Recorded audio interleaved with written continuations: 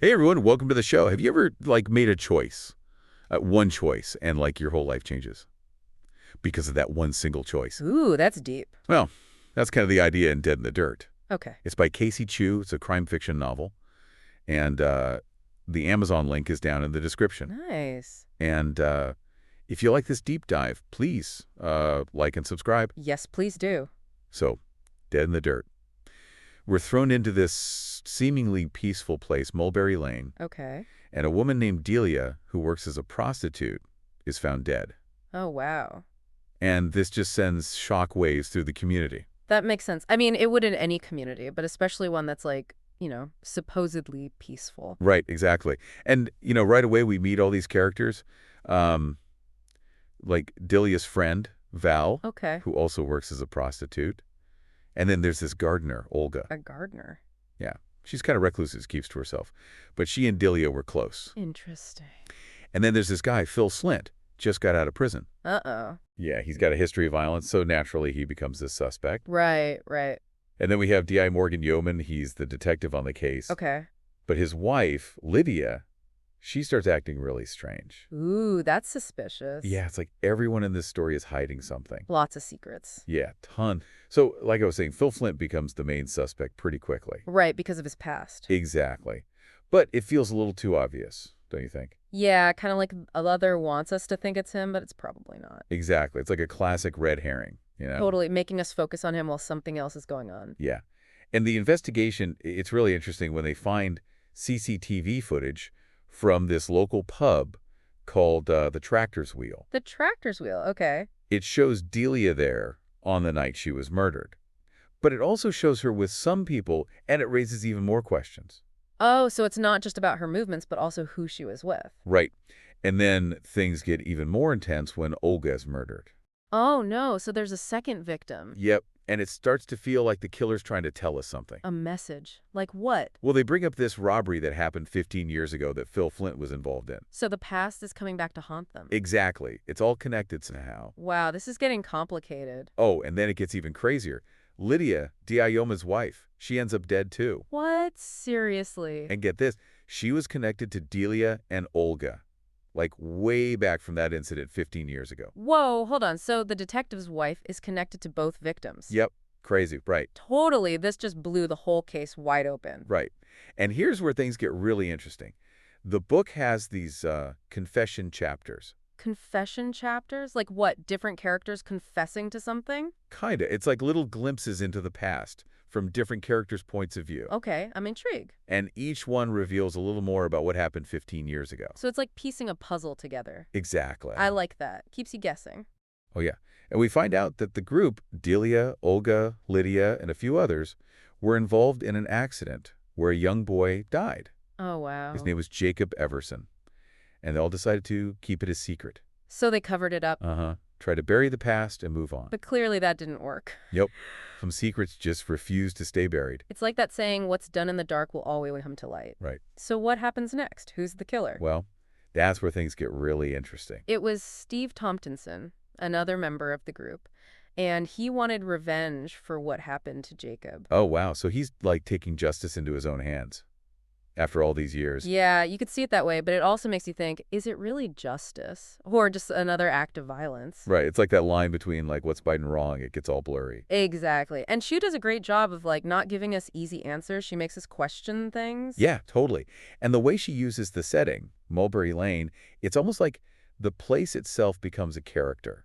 Oh, I see what you mean. At first it seems all peaceful and perfect, but then... But then it's like the secrets and the lies, they start to suffocate everyone. Yeah, like the darkness is spreading. And it's not just contained to Mulberry Lane either. It affects D.I. Yeoman and the people at Halfway House, even the police. Right. It's like this ripple effect showing how one bad choice can have huge consequences. Yeah, it really makes you think about how connected we all are. Speaking of Halfway House, what did you think about that? Halfway House. Oh, yeah. It's interesting how it ties into the investigation and Yeoman's personal struggles. Right, like he's dealing with the case, but also his wife's betrayal and death.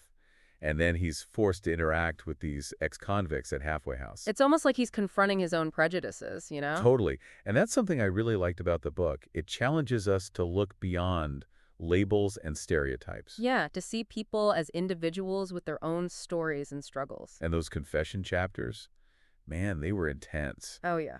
It's not just about revealing what happened, it's about, like, understanding the characters on a deeper level. Right, their motivations, their regrets, their guilt. It's like you're inside their heads. Yeah, and it makes you realize they're all just trying to deal with this huge burden haunted by what happened that night. And the choices they made. Yeah, and it really makes you think about guilt and trauma and how the past can shape our present. Yeah, you can't just escape it. It stays with you. Exactly. One thing I kept thinking about was Delia Yeoman's conflict.